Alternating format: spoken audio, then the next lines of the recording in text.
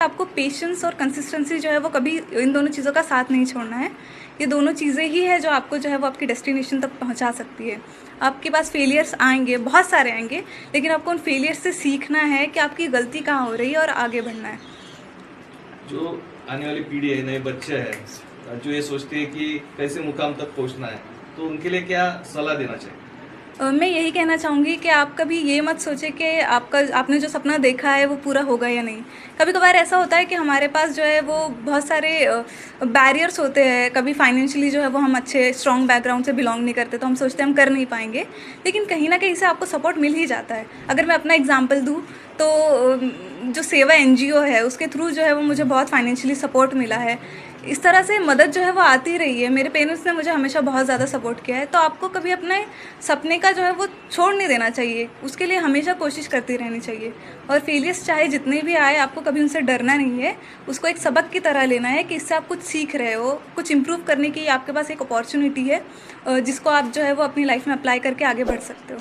जिला परिषद के स्कूल है, उसमें भी उर्दू मीडियम है। ऐसी परिस्थिति में हमेशा लोग सोचते हैं कि बड़े स्कूल होना चाहिए, अंग्रेजी में ही पढ़ना चाहिए, तो क्या लगता है इसमें? ये मेरे हिसाब से ये बिल्कुल एक तरह का मिथ है। ऐसे कुछ नहीं होता है। अगर आप खुद हार्ड वर्किंग हो, अगर आप में उतना जज्बा है कि आपको अपनी लाइफ में कुछ करना है, तो आप कैसे भी हालात में जो है वो आगे बढ़ जाते हो। और स्कूल हमेशा से एक बहुत इंपॉर्टेंट पार्ट होता है आपकी लाइफ में कुछ सीखने के लिए। आप में खुद में वो जज्बा होना चाहिए कि आप उस अपॉर्चुनिटी को एक्सप्लॉइट कर पाए और उससे सीख पाए। अभी आईएएस तो आप बन गए हो, लेकिन क्या आगे करना चाहेंगे सोसाइटी के लिए? ये तो बस एक फर्स्ट स्टेप है, एक तरह से मीन्स है ये कुछ हासिल करने के लिए, कुछ पाने के लिए।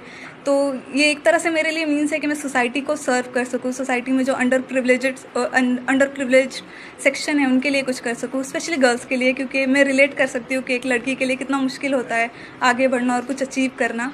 तो मैं कोशिश करूँगी कि मैं एजुकेशन और हेल्थ केयर जो है उस पर ज़्यादा अपना फोकस करूँ और सोसाइटी के लिए कुछ कर पाऊँ।